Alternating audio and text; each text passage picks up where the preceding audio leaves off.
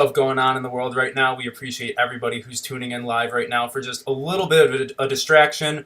But, we kind of got to get this in because this game is 2 days away. Got a lot to talk about. Bills, Colts, got a great guest here to preview all the action. But first, just got to remind you guys, as I do every week, we are sponsored by Picasso's Pizza, some of the greatest pizza in Buffalo that you can get. For 4 generations, they've been serving this stuff up, and everyone knows them for their cup and char pepperoni. Guys, I miss it so much living on Long Island. I can't get that pizza now, but they deliver nationwide. I say it every week. I can get it delivered here to me on Long Island, no trouble at all. Also open 7 days a week, takeout and delivery.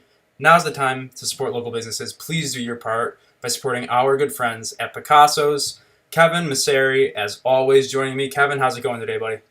Living the dream, guys. Proud to be here. Always love these shows. Crossovers are my favorite additions. Got to be on Cody's show a little bit earlier this week, so check that version out. It's great over there. We'll tweet that link out after this show.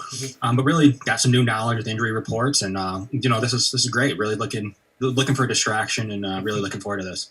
Yeah, and as Kevin said, we have Cody Felger here of the Bring the Juice Colts podcast. Cody, first of all, I always like to ask, did I say the last name correctly? No, it's okay, though. You're not the first one. Don't believe me. It's Felger. So, I always tell people, just funny enough, like, hey, it's just that. Like, grr, like I'm mad or something. I don't know. That's one way I remember it. Like, if somebody asks. So, glad to be here. Thanks for having me. Really looking forward to this matchup. It should be a really good game, man.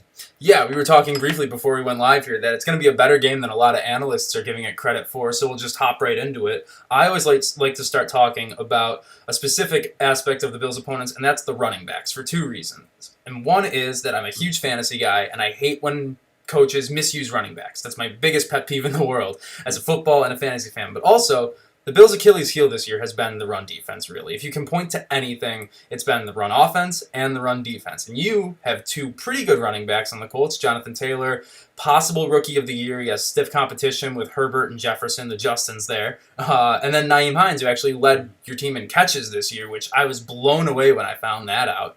So, I'm personally really nervous about facing off against those 2. Am I justified in being so nervous for that?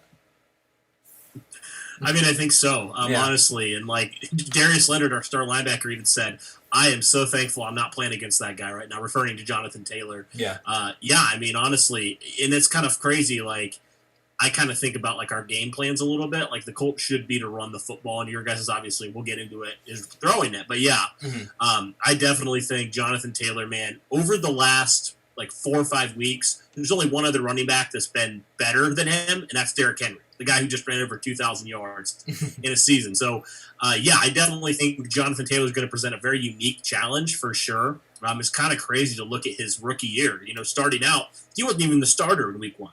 Yeah. And then Marlon Mack goes down with that Achilles injury, and week 2, boom, Jonathan Taylor from there on out was the lead back. And it took him a little bit of time. He had some struggles there early on. It's crazy to me, though, to think about that. He missed a game with all the crazy stuff. He had to be quarantined for a game. Yeah. And he still finished 3rd in the league in rushing yards. So, Jonathan Taylor certainly presents a big challenge. Now he's really confident, and that's the biggest thing, I think, with him that separates him from, him a couple weeks ago, even a month ago, is he is just so much more confident right now in who he is. And that, as a runner, he really looks like that Wisconsin back the Colts took back in April then, because he is just really, he's making people look foolish out there right now. I mean, Taylor, he's got it all, man. He's got the size. He's 230 pounds nearly. He's got the speed. He runs about the same speed as Nyheim Hines, which is just crazy enough. Nyheim Hines is one of the fastest backs, the fastest back in that 2018 draft class. So, he certainly offers a unique blend of all that stuff. But Nyheim Hines, it's actually crazy because, you mentioned how good he is as a receiver, and we kind of thought that might happen because, we know how much Phillip Rivers likes his receiving running backs, like Austin Eckler a year ago. He's had some other guys too, Danny Woodhead. Yeah, Melvin Gordon, Yeah, all those guys, they use them. But the big thing is Nyheim Hines has actually been used a little bit more than I thought in terms of actually running the football, which I think is interesting. A couple weeks ago, I know it was against the Raiders, but Nyheim Hines was averaging 8 yards per carry, so he's looking pretty good as well. And I think that's the big thing. Whenever Marlon Mack would go down years before, before Jonathan Taylor, obviously, nobody else could really rise to the occasion, and that was kind of like a big, like, why is this not happening? But Nyheim Hines, along with Taylor, have really stepped into that role and made it and filled it really nicely. I mean, a couple weeks ago, they were about 23rd in the league. They were at the bottom of the league in rushing for a long time there, or near the bottom. And then all of a sudden, Jonathan Taylor really started to find himself, and this running game and this offensive line, all this stuff started clicking. And now they're all the way up to, I believe it's 11th of the league. So that just tells you how good they've been recently. Jonathan Taylor has just been incredible as a rookie. And it's crazy to think he's only a rookie. So I'm really excited. But yeah, I would say certainly he's our biggest threat on offense, no doubt. And he's definitely the guy you're going to have to watch out for on Saturday. Yeah, I know we talked about it on your show, I think. At the cap here, we were talking all offseason about Bill's potential targets. And we spoke about on your show that I believe the Bills are very interested in him. Obviously, by precedent that they went and took Zach Moss a few picks later. They were sweating that out. Zach Moss was really the only running back left of the more elite-ish type potential running backs. And I do think he would have been the Bills' second-round pick and a couple picks later after the Colts. I think they were really eager to have a player like him, the way he would complement Singletary. So the Bills are more than adequately compliment, just love to compliment him. I do think that he was their ideal target. They went A.J. Epinesa, the defensive end that fell a little bit in the draft, who's starting to come on in his own right a little bit later on in the season. But he was definitely one of their main targets. They love the way he played in college, and he's just found it. I mean, he found it. It takes a little while. He's a rookie. Sometimes rookie running backs can get it game one, to James Robinson's, but it didn't take him long, really. I mean, it really didn't take him long to figure it out. And one thing I did want to ask you while we're on the topic, though, pass blocking, they both score pretty low in that category. Do they not keep running backs in the block? Mm-hmm. What's the situation there? Are they poor at it? Do they just not do it? I know Philip Rivers getting rid of the ball quickly, but talk to me about that side of the game, protecting Philip. Yeah, I certainly think Jonathan Taylor has gotten better as the season has gone on. He certainly has had his rookie moments, though, and I think that's just what it is. It's just a little bit of that, a little bit of jitters there. But, yeah, I mean, he's got the ideal size to be able to protect. But, yeah, I do think Marlon Mack was really, really good at that, and that was a thing that the Colts have still had to continue to get used to. But you did mention Philip Rivers gets the ball out so much quicker than Jacoby Brissett did a year ago. Mm-hmm. So I think they don't have to be in the pocket as much and pass block as well. But I think it is a work in progress, and that's something Tom Rathman even said. He said, we've been okay at pass protection, but he wants us to be elite. He wants the running back group to be elite. So I would say certainly that's still a work in progress for sure. But I like Jonathan Taylor in his upside there, and I think he's starting to get it a little bit more. He had a really nice block a couple weeks ago in pass protection. He's gotten blown up a couple times, which is kind of crazy to think that guy that size can do that. But yeah, I think overall he's coming along. He still is a rookie. He still has his rookie moments. But overall, I think if you bring back Marlon Mack, that's going to improve greatly. And I think just give him an offseason, and that'll be a lot better here probably in year 2. Mm-hmm. And Kevin brought it up, and you touched on it a little bit, how fast Philip Rivers is getting the ball out. I looked it up earlier this week when I was working on an article, and it's second in the league basically on quarterbacks that started the entire year, only behind Ben Roethlisberger, who is just getting it out early, and it's just not even on target half the time. Rivers, though, he's accurately targeting his running backs. They target their running backs more than any other playoff team in the AFC, and I think there are only 2 teams in the NFC, and one's Washington, who targeted J.D. McKissick 15 times in one game, and the Saints, who have Alvin Kamara. So they do like to use their running backs a lot. And how much do you think that's helped Rivers transition from San Diego / LA to Indianapolis? Because his sack percentage is way down, his interception percentage is way down. It's one of the lowest marks he's ever had in his career. So is it more they're using the running backs to maybe mask what they're worried about with Rivers, or that's just the genuine strength of this team? Yeah, I mean, I do think in part it is due to the strength, like Nyheim Hines I mentioned. Jonathan Taylor also is a pretty good receiving back. They just don't use him a ton. Didn't use him a ton at Wisconsin, but I do think it really is, though, limiting Rivers having the ball in his hand, because we know he's the most immobile quarterback in the league. So, common trend there with all teams you mentioned. What is one common trend? Most of those quarterbacks, I don't know what you consider Alex Smith, but most of those quarterbacks are older and immobile. So I think, that's just part of kind of how it is when you have a 40-year-old quarterback who isn't freaking like I don't even know who would be like John Elway or something like that, like who can actually still move at 40. Yeah. You have to do that. Yeah, you have to do that. I think that's kind of part of the design a little bit of what the Colts wanted to do. I think they were going to do that a lot more with like a Paris Campbell, for example, who unfortunately hadn't played this season beyond a couple weeks in the beginning. But yeah, I do think it's partly in part, like I said, to just his age. And then also, yeah, it definitely is part of their system. And just the type of quarterback that Rivers has been throughout his career has been one-to-one, get the ball out of his hands into the hands of his playmakers. And the Colts do have a lot of playmakers. So I think it is the best option right now for them. But it'll certainly be interesting to see, say the Colts go get a young quarterback or whatever they do, if that changes at all. But right now, I think that's the big reason why we're seeing that. Because, like, you think about Andrew Luck even, like, they didn't do that as much as they're doing it now, not even close, for obvious reasons. So I think it's kind of a two-parter there. Yeah, no, if you stay along the lines of the offense, you look at, I want to talk about the receiving group. I think most, whether you're a Bills fan, whether you're AFC fan, or whether you're fantasy fan, everyone knows who T.Y. Hilton is, what he's able to do, what he's done in his career. He's getting a little older, but still very productive, still good at the position. And we're all watching Michael Pittman kind of develop as well. And talk to me about Pittman and Zach Pascal. Doesn't seem like any other receivers get a lot of snaps there behind those two. How much are they in three wide receiver sets? Do they do any 10 personnel? Do they ever have four wide receivers on the field? Talk to us about that. I mean, I think we've talked about the running back room a lot, and rightfully so. Yeah. But talk to me about that side of it. I think once again, everyone knows T.Y. Hilton, but what's going on behind him, and what kind of looks would you expect from that unit?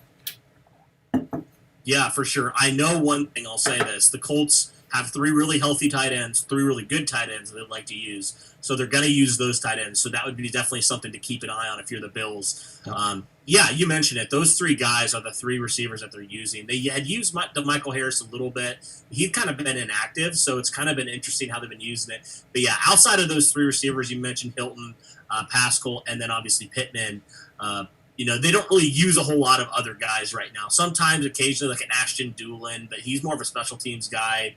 More so, running backs, tight ends. They just kind of like to use everybody, get everybody involved. The crazy thing is, I know obviously we're going to be facing Tre'Davious White. He'll probably, if he doesn't shadow T.Y. Hilton, he'll be on him a good amount. The beauty of this offense, though, and something you're going to have to be watching is they can use anybody.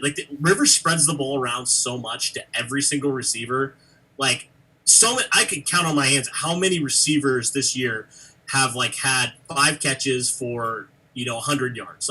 It's only been a handful because so many guys, they use so many guys. And it's a bummer that a guy like Marcus Johnson, who was coming on when there were some injuries there in the middle of the season, he's out. So that's kind of a loss. I mean, they haven't used him a whole lot, but he's just kind of a nice little depth piece there. But yeah, I would definitely say, just beware because even if you shut down one receiver, they can beat a whole bunch of other ways. So, but yeah, Pittman, I've liked what I've seen from Pittman. He's really, really good at run blocking, even though it seems like about every game he has a penalty for holding or something of that nature.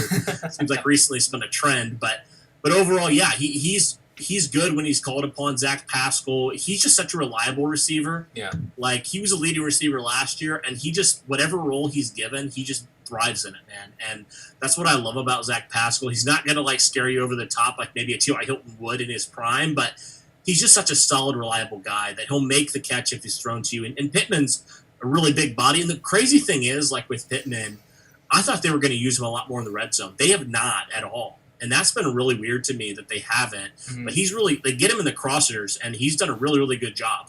For being 6'4", talking about Taylor for his size, Pittman can move too. I mean, you think about his first NFL touchdown, he outran 4 defenders on a crossing route. So, I mean, he's got some deceptive speed you'll have to keep an eye on as well. But I think that's kind of what I would say. If you were saying what do we watch out for this Colts offense, I would definitely say, man, watch the tight ends because any of these tight ends can go off. None of them are superstars, but all of them can contribute in big ways that can beat you. So, that's probably what I would say for this. Nobody. It's not they don't really have a Julio Jones or any crazy superstar like that. They just have a lot of reliable guys that if you don't guard them, they can make you pay. And Rivers loves to do that, and so that gives me a little bit of confidence, I guess, in this Colts team in this offense is they're kind of unpredictable in certain ways on who they're going to go to. It's just kind of whoever the mismatch is. And you already talked about it a little bit in my show when you came on there, Kevin, about some of the mismatches beyond Tre'Davious White, which I'm sure we'll get into in a little bit. But yeah, that's what I would say probably for this Colts, specialists and running backs, tight ends, wide receivers, all those guys. Yeah, no, it makes a lot of sense, and you look at them on paper, and there's a lot of weapons. So that's why when I said on your show, I'm not sure if Trey White is going to shadow. I just don't know if that's going to be the matchup they're going to use. Like you said, yes, it would kind of put Ty in a tough battle, but at the same time, maybe Pittman's the one that's hurting him on the outside. Maybe they need to do something there. Maybe Pascal's doing something on the slot. Yeah. They won't move him into the slot often. So that'll be a full Taron Johnson type of responsibility for the Bills' perspective. So that was probably one we can kind of guarantee on, a Taron Johnson versus Zach Pascal type of battle, which would be a good one. But will they move around between the two boundary receivers? I think you might see that rather than a T.Y. Hilton. Like I said, we might want to look at it like a Levi Wallace over top of T.Y. with a safety, and then maybe put Pittman on White. And if that doesn't, if Hilton's winning that, they'll totally flip that. But that's kind of some of the initial, maybe your second corner and your best safety watching T.Y. and then having him lock up Pittman. Yeah. It's kind of the Bill Belichick model. So that's something I'm really interested in this game. If the Bills are just going to say, T.Y. Hilton we think is one of their best players, we're going to put our best on it. If they do that route, or if they go with the route of they have a lot of weapons, we got to be careful. At times, you've seen Trey White even go in and play a tight end if he has to. So if one of those guys are having a great game, maybe it's time to put him on Trey Burton or Mo Alley Cox or whatever it is. Whoever it is that's finding the holes. That we're not foreign to that either. So we'll see what happens. That's one of the more interesting battles that I have, Bills DBs versus the Indianapolis weapons. But let's talk about the O-line real quick to wrap up the offense. I know Holden's out. I know he's a guy you're not really worried about from my understanding of this whole situation. I know obviously you lost Anthony Costanzo, really great tackle, guy really good in this league. So it's a little bit of a loss. I know, you've had like a couple of guys in and out there, including Raven Clark on IR. So I know you found a nice journeyman tackle in Valdir, a guy that's played pretty well since coming in. Are you confident there in the left tackle spot going in against the Jerry Hughes, some of the better guys that get a lot of pressures? Hughes isn't running up those sack totals like he used to, but he's getting a lot of pressures. He's getting to the quarterback. He's a speed rusher. Any of those concerning? I know the rest of the O-line's in pretty good shape, but let's talk about the O-line there to kind of wrap up the Colts offense. Sure. Yeah, I would definitely say it. I liked what I saw from Valdir there in Week 17, but again, it's the Jacksonville Jaguars, so I'm not going to put a whole lot of stock into it. I mean, so yeah, that is my biggest concern on the O-line for sure, undoubtedly, is that left tackle position. I mean, you look at everybody else, you feel pretty good about it, honestly. Like all the other positions, I feel good about. All these guys are playing at a really high level right now. But I did like what we saw from Victor in terms, he had a little bit of a rough start, I guess, from left tackle. He didn't allow Sackey a lot of pressure. But other than that, I thought he held down the fort pretty well.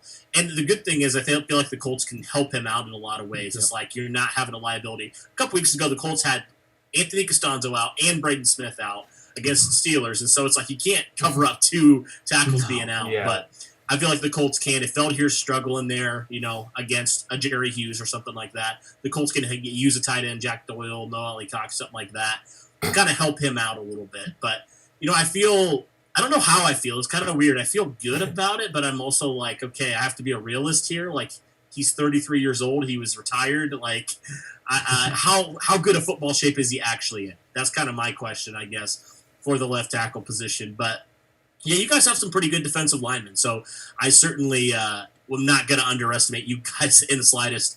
And I'm really, I think Rivers, this is one of those games where Rivers really needs to get the ball out of his hands quickly. Especially if Valdir is struggling. But I do feel confident, in this offensive line as a whole. Are you worried about depth behind them? Obviously, you've had taken a few hits there. Like, if any of them have to go even short-term things, like you mentioned, maybe half a game, 3/4 of the game of an injury. Like, how's the depth behind those five? Or then are you starting to get into trouble?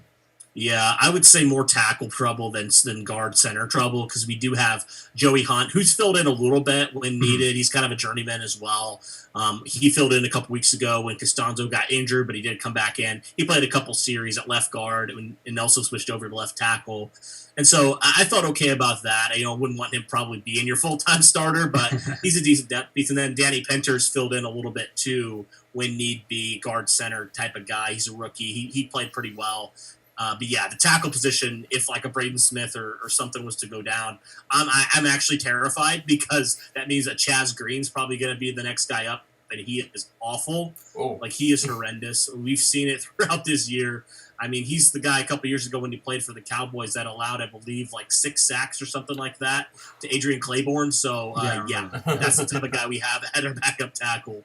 So I feel a little bit better, obviously, about guard and center, but yeah, depth has always been a concern for me this season going in. I would feel a little bit better if we had Holden playing in this game because, he played a little bit of snaps, and I thought he was pretty good when he was healthy, at least for what you asked him to do there at left tackle. So I'm a little bit concerned if one of these guys was to go down. But yeah, that's probably my thoughts on the offensive line in terms of depth. Yeah, and to wrap up on the offense, because I know we want to get into the defense too. Like, we've talked about a little bit how, like, this, you said that the Bills' pass rushers, our D-line shouldn't be underestimated. Like, again, this offense shouldn't be underestimated. They're a team that scored 26 points 8 straight games in a row. Like, they know how to put points on the board. There's no question. They were a top 5 scoring team in the AFC, too. Like, so any Bills fans that think, just because of, Phillip Rivers is back there and he's immobile and he scrambled one time for 3 yards all year, like, this could pose more trouble to the Bills' defense than we might be able to let on. But from a Bills offensive perspective, especially with Rock Ya-Sin out, lucky for you guys, it looks like Kari Willis is going to be able to play, getting a full practice in today. Are you confident in the Colts being able to maintain or at least maybe limit the Bills' passing attack without Rock Ya-Sin? I mean, I think if you ask Colts fans about Rock Ya-Sin, there wouldn't be a whole lot of positive things right now. He's kind of struggled recently, so it's kind of funny because I feel like it's not a huge loss. I mean, from a depth standpoint, sure. But, I mean, from a talent standpoint, TJ Carey has been just fine at the number 2 corner throughout this season. So I don't want to say I'm confident because the Bills they have Josh Allen. So, and the Colts have really been struggling against the pass in terms of passing yardage recently. So, I don't think Rock Ya-Sin would make that much of a difference, but getting Kari Willis back is really big. He's been one of the best strong safeties in the league this year, and nobody talks about him, but he's been fantastic this year. More of a box-type safety, but I know at one point he hadn't missed a tackle all year. I don't know if that's still something, wow. But he's a really, really good strong safety. Julian Blackman, I like to see him get a little bit back to where he was earlier on in the season. He was having he did have a really good rookie season. Kind of fell off a little there in the second half of the season, more towards the end of the season.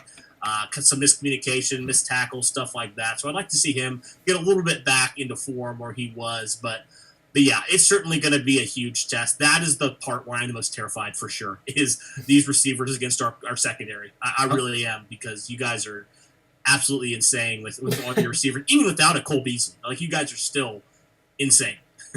Now, same question goes here, because this unit's really fascinating to me. Malik Hooker went down earlier this year. Yep. What was his role as compared to Willis and Blackman? What was he doing when he was healthy? And then, secondly, depth there. So we talked about that on the O-line for the Colts. So what happens if any of the 3 or 5 go down? Now are you more terrified, or the situation? I know Rock Ya-Sin isn't. His numbers don't look good. PFF doesn't like him, so I know I can feel for you. Not really thinking that's a huge loss, but it does have to add some great depth if something was to go on or something goofy was to happen. Yeah. Losing that, I know at face value, it's like, all right, we're good. We have Carey, but I've seen DBs more than any other unit at least short-termly get dinged up. So I guess starting with Hooker, what happened? What was his role early? What went on there? And then, kind of later on, what happens if you have a kind of a minor injury in this game? Who are we looking at cornerback and safety? Yeah, sure. So with Malik Hooker, he was your starter at free safety to start the year. Julian Blackman was still recovering from that ACL tear last year, so he wasn't even active at that point. Hooker went down there in week 1. He's more of a free safety, more of a ball hawking free safety type of guy. And I just don't think. I think the problem was, first off, inconsistency. He was injured a lot. He had some inconsistency in his play as well. And it just wasn't the right system for him, honestly. He really looked good early on when we had that 3-4 type of system. He kind of seemed to thrive more in that, less of a zone type of thing. So, he kind of struggled a little bit. So honestly, when he went down and Blackman came in and played as well as he did, we were like, it was an upgrade, honestly. And we felt that, and we were just like, okay, like it sucks that Hooker went down. Like I've been a big Hooker apologist for the past 3 or 4 years. But I'm going to be real. Like, he hasn't lived up to that hype when they picked him 15th overall in 2017. He just hasn't. And the thing with Julian Blackman is he's probably, I would say, probably as good at coverage, but also can hit, which I think is big as well, and can actually tackle. And that was the biggest thing with Malik Hooker. And Julian Blackman's a lot more durable. Beyond that freak injury with that ACL, like, he hasn't missed a game this year. He's been really, really good. So, yeah, in terms of depth, though, that's a little bit of a question mark for sure. It really is, and that's why, it's not from a play standpoint, it's like there's not a huge drop, but, like, yeah, from depth standpoint, certainly, because you have your 3 corners right now without Rocky Sin. I mean, you got Xavier Rhodes, who's had a really good year. Now you have Carey. Then you have Kenny Moore. And beyond that, I don't really know. So that's my biggest question mark right now, like, for sure, is that corner depth. Like, you can't afford to have any of your guys go down because maybe Isaiah Rodgers, the rookie, this 6th-round rookie this year, could step in there. But, yeah, the cornerback position certainly scares me a lot more than the safety position because the Colts have some solid depth there at safety. Even with Malik Hooker going out, I felt good about the Colts safety group. So, say a Julian Blackman or a Corey Willis was to go out, the Colts have Tavon Wilson, who, fans have been split on him. He's kind of a veteran guy. He didn't have a great game a couple weeks ago, but he's still a solid piece back there. And then George Odom, who's more of a special teams guy. I love George Odom because anytime he's asked to go in and play, he does a really, really nice job, and he's not really flashy. He just goes out there and does it. So I feel pretty good about, 2 other safeties that I feel like can be competent back there. And have been in the system the entire year. But, yeah, corner for me is the biggest question mark right now in terms of depth. And just real quick, you brought up how few tackles that Corey Willis misses. He only had 4 on the year. He had a 4.5% missed tackle rate, according to Pro Football Reference. So that's ridiculous. So, yeah, if I were you, I'd feel good about the safeties, too. Did we have the intern on that? My iPad is the intern, yeah. Yes. But, obviously Xavier Rhodes is no one to shake your head at. Like, he's a very good corner. Do we expect him to shadow Stephon Diggs? Like, how do the Colts kind of use their corners? I could see it happening, honestly. I could definitely see him just shutting down that side of the field. Well, I don't know if he can, because Stephon Diggs is like one of the best receivers in football. It's going to be a good matchup no matter what. Yeah, it'll be fun to watch, yeah. But, yeah, I think, that might be a good thing. But the Colts do play more zone, so I could see that happening more. But they have played man on occasion when they need to, like even last year against Kansas City. That's kind of how they did. I hope they do it this year because that's how they beat Kansas City is they just played man the whole time. They got pressure, and they slowed Mahomes down. As much as you can slow him down, they did it. Now, I know they are missing some guys, and there's reasons for that. But I do think that that's kind of should be the game plan that the Colts do. It's make life hard on Josh Allen because he's a fantastic player, but he still is a young player. He still has, obviously, some stuff to learn. He's not a 17-year veteran like Phillip Rivers or something like that. So potential, it may not happen, but there's potential, I think, that you could get him flustered a little bit early and really have yourself in that ball game. So, yeah, I think that's what the Colts need to do in order to slow that down for sure, is do that. But yeah. Again, Josh Allen could completely just say, forget that. I'm just going to go bomb it on you guys, and it could work really well. I mean, it's happened to everybody this year, besides maybe the Titans there with that crazy weird week. But yeah. Our favorite week we like to talk about during the show, beside I'm going away now. The Titans. We were very happy to see. I know you weren't, but we were very happy to see Sam Sloman make that field goal. I mean, I lost you the division, but for us, it's like we don't have to deal with Titans fans this week. Well, fair. You fair have enough. to anyways. You have to do them twice a year, every year, anyway. Yeah. So you don't get that freedom. Yeah. Sorry, but I'll say this: they got a lot of luck this year when they faced the team, like when they faced you guys, for example. You mentioned it. The league kind of moved around their schedule, all that stuff.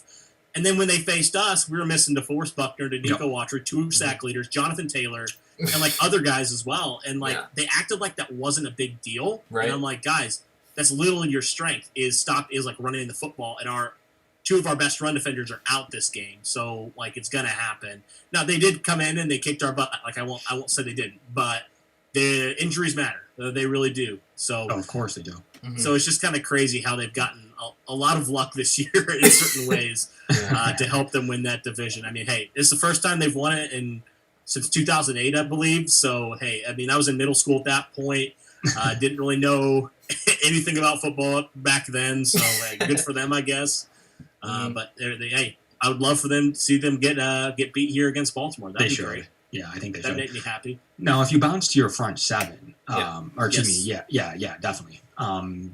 DeForest Buckner injury, is that of concern? I know it kind of popped up. Is that something you're concerned? I know that's kind of been his practice schedule lately, but is that a concern? That is he playing at full strength with that? I mean, we've seen some players do this and they weren't fully effective, like most notably for us, John Brown. Is that something you're worried about? I mean, obviously he's going to play, but is that talk to me about that, and then we'll kind of wrap it up for the defense with the front 7 in general. We saw Darius Leonard not very happy at Bill's practice today. Oh yeah. Yeah, I guess that's where we'll go with it. Yeah. Sure.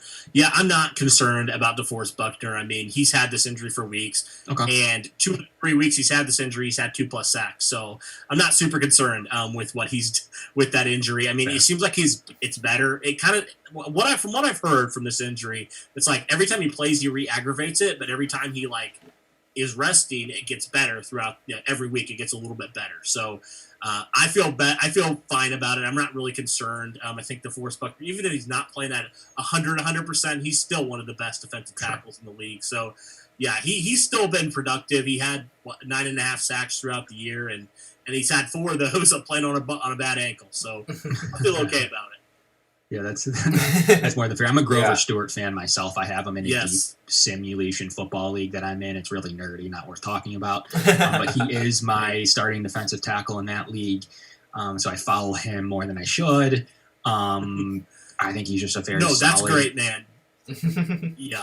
I love that. I'm a big Grover Stewart guy. I love Grover Stewart and everything he's done. Good run defender. Mean, good grief. This guy came from he really is. He came from a 4th round pick in 2017, probably the one pick that I was the least excited about when they first took him, and he has just developed into a dude, man. Albany State?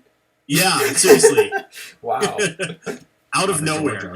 I love it, man. I mean, years ago, the Colts cut Jonathan Hankins, who's a pretty good player, and Colts fans were flipping out. Why is this happening? Why did we cut him?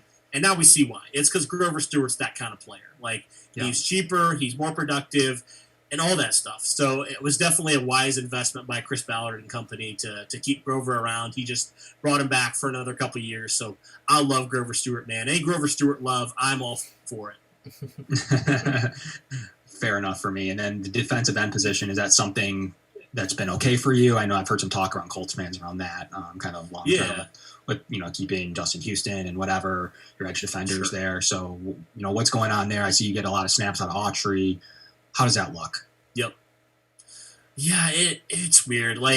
Defensive end, it has so much potential, but I feel like there hasn't just been a guy that's emerged as boom, stud pass rusher. Kamoko Turi's shown flashes, but he's also been hurt. And so he's getting back to it finally. He had a sack last Sunday. He should have had another sack a couple weeks ago. So he's kind of been pretty good. I guess if I was to describe the defensive end position to you, I would say the word would be inconsistent. Very inconsistent at certain points. They have Justin Houston. He has 2 sacks one game, and then he doesn't get a pressure for 2 weeks. Danico Autry, he leads the team with 7.5 sacks 3 or 4 weeks ago. Didn't have another sack the rest of the year. It's just kind of like that. The defensive end position is kind of a wild card for me. If it was to like if the defensive end position plays really well, I think the Colts have a really good chance in this game. But if the defensive end position plays like it played against Pittsburgh, where they had 0 sacks, like then you guys are going to have Josh Allen's going to have time all day. So I'm a little bit concerned about this defensive end position. I'm a little bit more comforted in seeing Kemoko Toure getting a little bit back to form. That helps me a little bit, but yeah. Defensive end for me on defense is the number one need. The Colts need to find a dominant edge rusher. They got their guys inside now. Yeah. They got to get some guys outside that can create pressure on one-on-one matchups. I mean, they got a lot of solid players. It's kind of like the receiver position. They have a lot of solid guys, but not a guy that's like, oh my goodness, like we have to watch out for that guy. We have to game plan for that guy. So that would be my biggest concern with the defensive line is definitely defensive end. Yeah, you guys did at defensive line what we did at receiver. We said the same thing where we were like, we don't have that guy. We went out and got Diggs.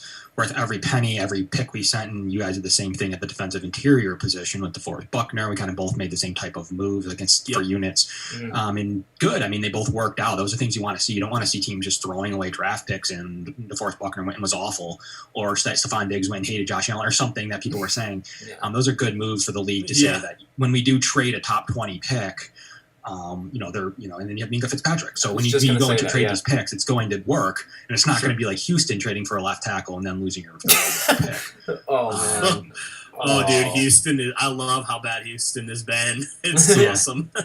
So lots of deal for Deshaun Watson, but maybe he'll get traded out of your division as long as it's not to Miami. I think trade him to the NFC, so I only have to see him once every 4 years or something like that.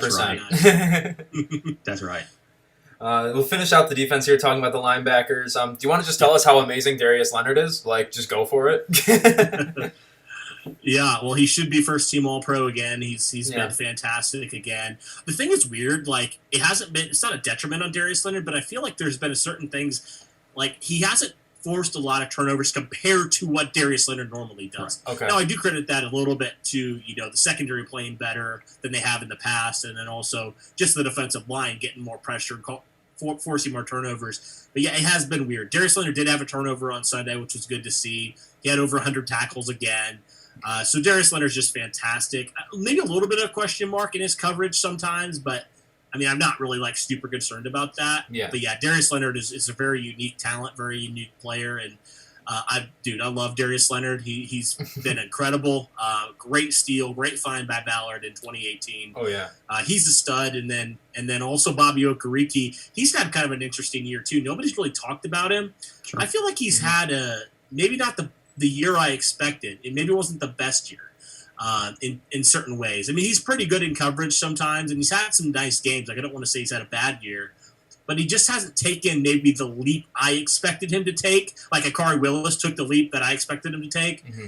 So Bobby Okereke's a little bit of a question mark, but he's really good at coverage still. He may have mistakes at certain points. But the thing is, like, the Colts are really, really good at coverage. Like, their linebackers really specialize in that. So I really like those two guys, and then Anthony Walker's a really good run defender. So I would say this, like, if the Bills were attacking the Colts in any way at the linebacker, go after Anthony Walker in coverage, because he is not the greatest at coverage at all. That's not a shot at him. That's just the type of player that he is. Yeah, for sure. I mean, that's what we saw. I've seen that before. Literally, I saw that a couple weeks ago. Like the team literally just went after Anthony Walker for an entire drive, and they drove down the field. So maybe that's something the Bills can use to potentially get an advantage there against the Colts linebackers. But I would not test Darius Leonard or Bobby Okereke. Are you in a lot of base there with 3 linebackers on the field? Are you in a lot of base defense? Well, not a whole lot. No. Okay.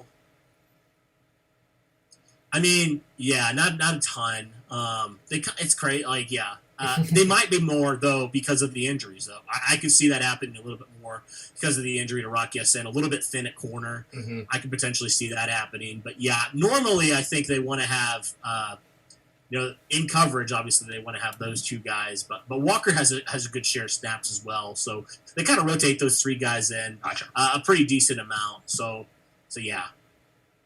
Makes sense.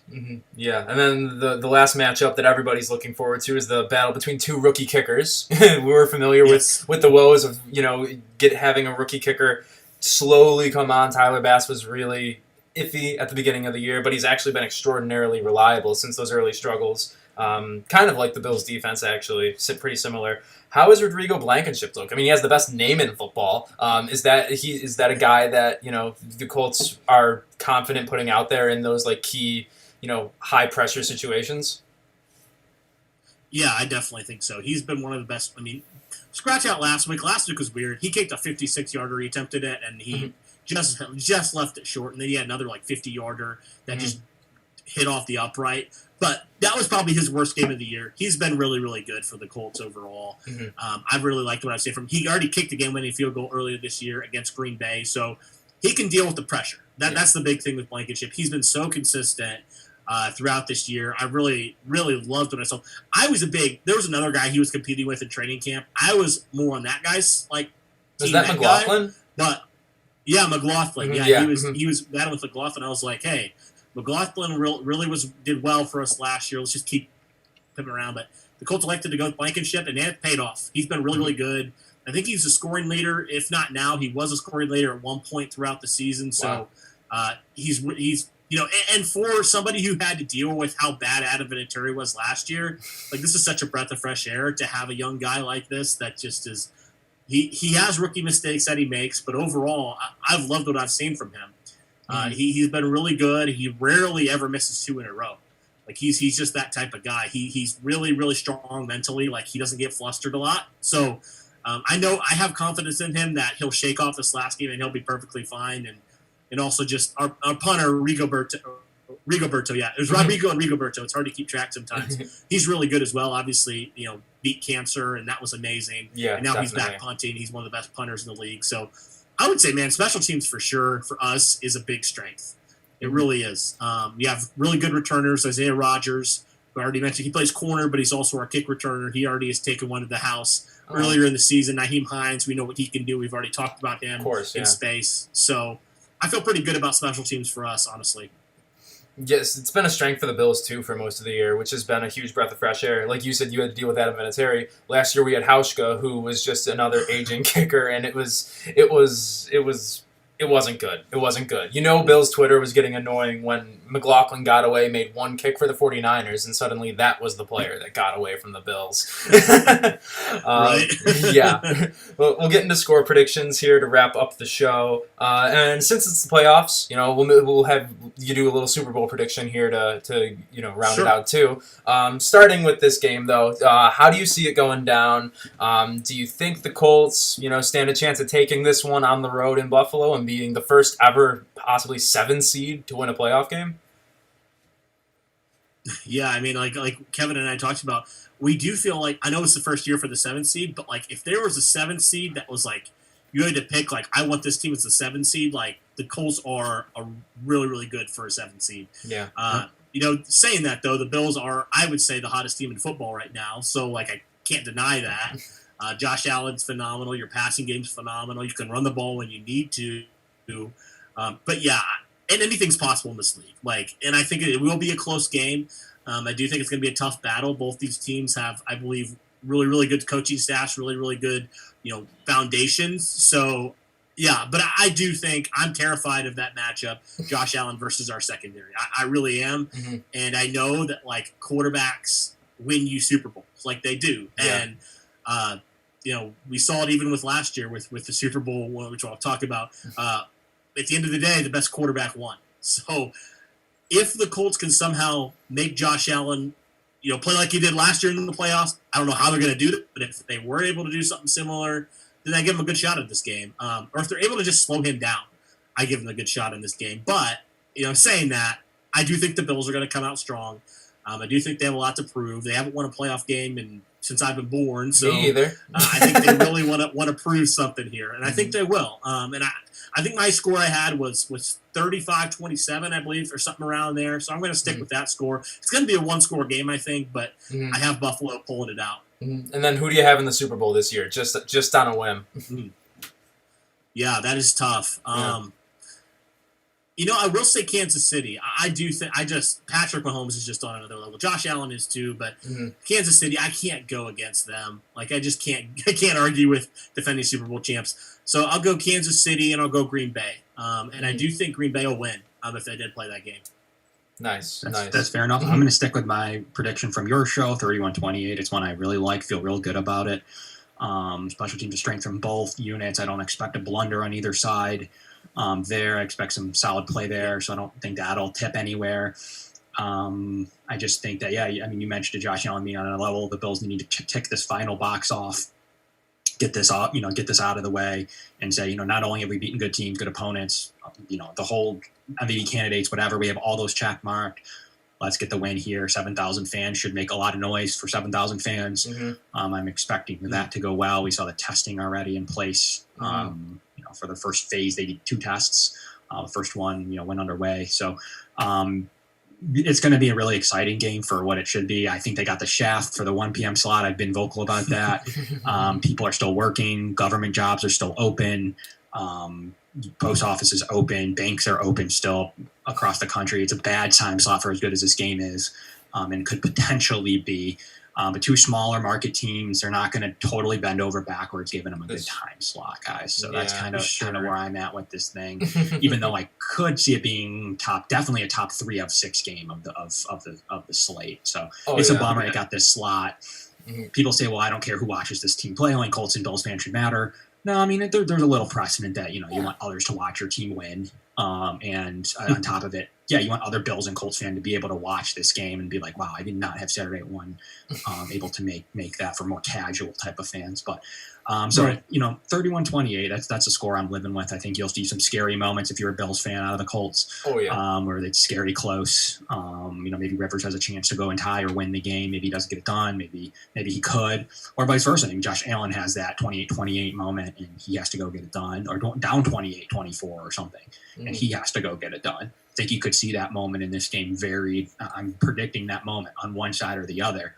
That either Josh Allen's going to go and maybe get it done, or Phil Rivers is going to go and potentially have a chance to get it done as well. So I do think you're going to see that moment, and it's not going to be something where it's like just kneeing on it or Jonathan Taylor running 70 times at the end of the game because they're trying to run the clock out, or even down in Singletary either.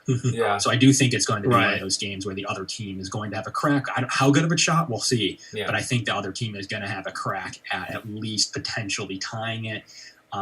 If not taking the lead. So that's where I got 31-28 in this one. Yeah, I don't think it'll be as close as both of you. Like, I'm not saying it's going to be a blowout. I'm not predicting like a 20-point win or anything. Right now I have it at 37-24. I still think there are going to be a lot of big plays. Both offenses are going to be humming. I kind of see a turnover for the Bills going the right way, forcing one out of Rivers. He's not super mobile, and the Bills have been getting to the quarterback better than usual lately, especially, war of attrition. If something happens with someone on the Colts offensive line, I think that the Bills' pass rush could be pretty effective in this one in deciding who wins. So, I say 37-24, and you'll notice I didn't ask Kevin to say who's going to be in the Super Bowl because we as Bills fans don't really like to talk about that until it's actually happening. So, on that note, that's where we're going to end it today. Cody, really appreciate you taking the time. It's going to be a great, great game, and I don't think we could have had anyone better here to preview it with us. So, thank you for being here.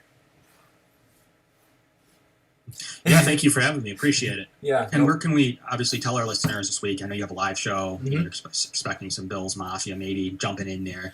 Tell us where we can find you, find that show, find your stuff. I'm sure they'll be very interested to know that. Sure. Yeah, for sure. So I'm on Twitter, just personally at CP Felger 55. I tweet basically all Colts stuff, football stuff, all that stuff. At BTJ Pod, that's kind of where the podcast is. Twitter, Instagram. And then for YouTube, where you just you can type in Colts Podcast, but we'll show up there as the top choice there, or Bring the Juice Colts Podcast. Either way, you'll find us there. We already have those videos up and ready to go for Sunday, so you can just save them or whatever you do, hit the like button and come back to them, whatever you want to do there. But yeah, I'm really excited, man. Looking forward to this game. It's going to be a good one. If somehow the Colts were able to pull this off, man, I don't know what I would do, honestly. It'd be incredible. It'd be crazy.